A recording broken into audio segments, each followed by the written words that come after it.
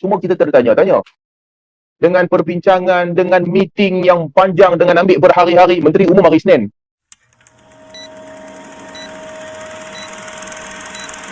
Saya ulas ni, ramai yang berbincang tentang viral mimpi Presiden PUAS, Tuan Guru Haji Abdul Hadi tentang jumpa Nabi SAW.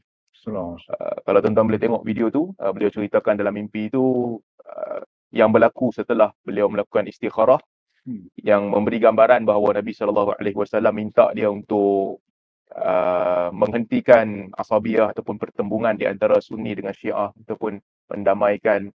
Itu satu bab lah. Baik. Saya tak nak sentuh bab tu semua, saya nak sentuh satu bab lagi yang kedua berkaitan dengan isu yang sama. Isu ni menjadi isu nasional juga sebab mimpi Tuan Guru Haji Hadi ni diulas oleh Menteri Agama. Menteri Agama ulas, katanya keputusan akan disebut oleh pengerusi majlis MKI.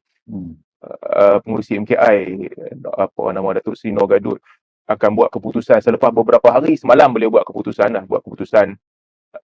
menceritakan bagaimana pandangan yang sepatutnya diambil berkaitan dengan mimpi ini. Baik. Keputusan tu okeylah. Antara yang beliau sebut adalah mimpi ini diamal ataupun dikira mengikut kandungan mimpi itu. Kalau bertepatan dengan syarak, boleh amalkan dia. Kalau tak bertepatan dengan syarak, tidak diamalkan. Cumanya, bagi orang yang mengaji agama kan, orang yang belajar hadis dan membaca sirah Nabi SAW dan para sahabat, semua orang kan tahu bahawa isu berkaitan dengan mimpi ni bukan isu yang complicated pun. Tak payah nak meeting pun semua. Dia bukan satu benda yang susah. Nak kena kumpul, buat persidangan apa semua dia. Dia tidak sesusah itu. Apatah lagi apabila individu mendakwa dia bermimpi, tak ada keperluan nak pergi bincang dalam majlis. Dalam majlis kumpul ramai-ramai ulama nak bincang tentang mimpi individu, tak ada keperluan. Apatah lagi bertitik tolak daripada mimpi itu keputusan peribadi. Daripada mimpi itu, dia mengambil keputusan untuk mendamaikan antara Sunni dengan Syiah. Keputusan peribadi. Atas kapasiti peribadi. Dan keputusan itu apabila diambil oleh Presiden PAS, tentulah dia disokong oleh ramai orang dalam PAS. Tapi isunya sekecil itu.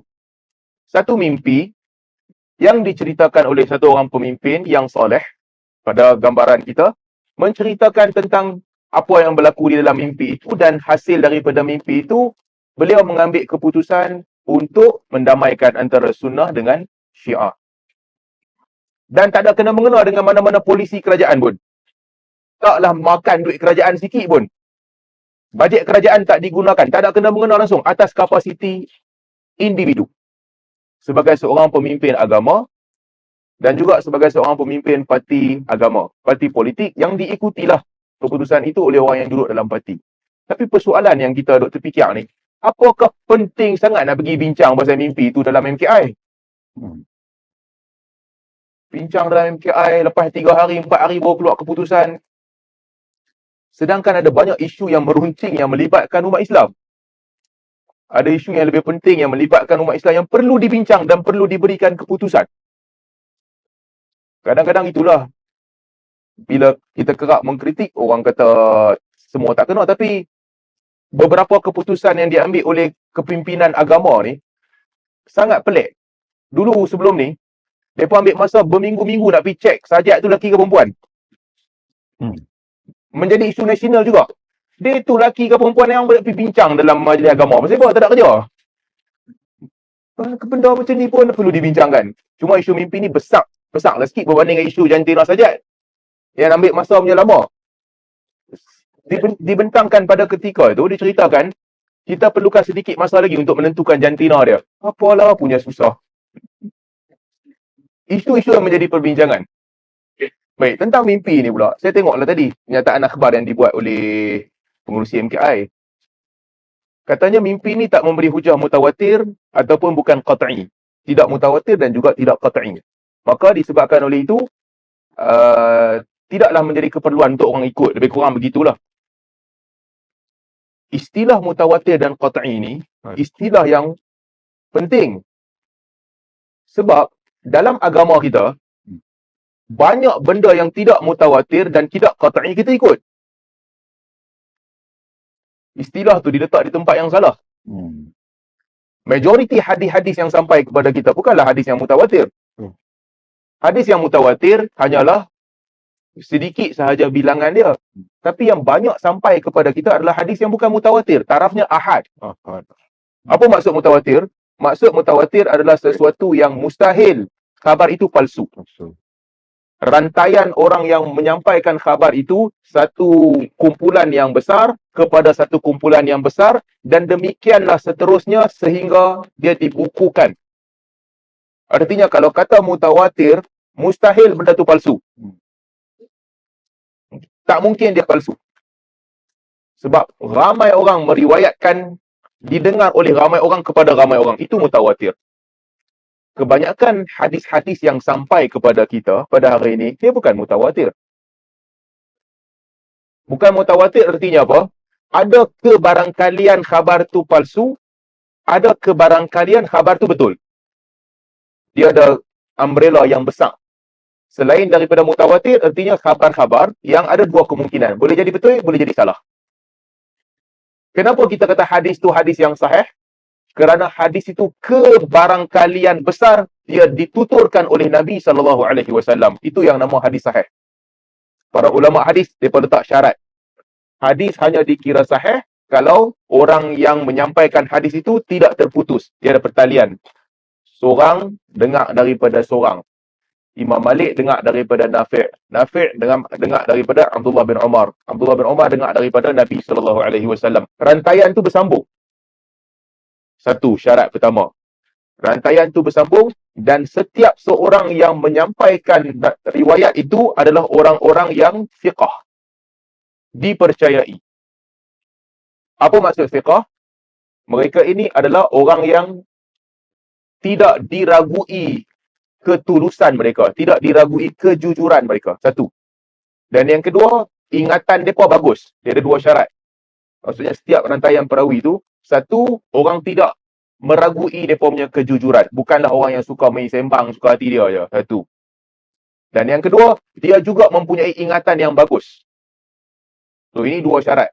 Rantaian tu mesti bersambung. Dan setiap orang yang menyampaikan hadis itu hendaklah terdiri daripada orang yang fiqah. Dan yang ketiga, khabar itu bukanlah khabar yang syaz, yang pelik. Khabar itu bukanlah khabar yang pelik ataupun bercanggah dengan khabar-khabar yang lain. Jadi, kalau satu hadis kena syarat ni semua, khabar itu dia disokong oleh dalil-dalil yang lain. Orang yang meriwayatkan khabar itu adalah orang yang dipercayai. Nama hadis itu sahih. Tapi dia masih bukan mutawatir. Dan kebanyakan riwayat-riwayat yang sampai yang ditulis dalam buku Sahih Bukhari, Sahih Muslim, kebanyakannya bukan mutawatir pun. Tapi kita tetap diwajibkan untuk ikut. Apa dalil kita wajib ikut? Dalilnya Nabi antara dalil yang para ulama sebut, apabila Nabi SAW mendapat perintah untuk pindah masjid, pindah kiblat daripada Baitul Maqdis kepada Masjidil Haram ketika di Madinah. Ketika itu Nabi hanya utuskan seorang sahabat pergi ke masjid yang nama Masjid Qiblatain. Berlaku pertukaran kiblat. Pergi ke masjid. Bagi tahu kepada orang ramai, tukar kiblat. Daripada satu kiblat ni tukar ke kiblat lain. Apa reaksi para sahabat apabila mereka dengar Nabi suruh tukar kiblat? Nabi bagi arahan tukar kiblat. Seorang dia bagi tahu khabar tu. Apa dia buat? Orang ni dipercayai. Dia sampaikan atas nama Nabi. Jadi apa yang dia buat? Tukarlah kiblat.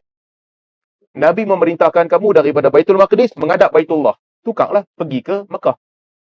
Ada tak para sahabat tanya, hang seorang ya, buat main 6-7 orang lagi baru jadi mutawatir? Tak, dia pun tak buat macam tu. Artinya apa? Artinya Nabi SAW mengajar kita, di dalam agama, kita bukan sahaja diwajibkan untuk mengikut yang mutawatir.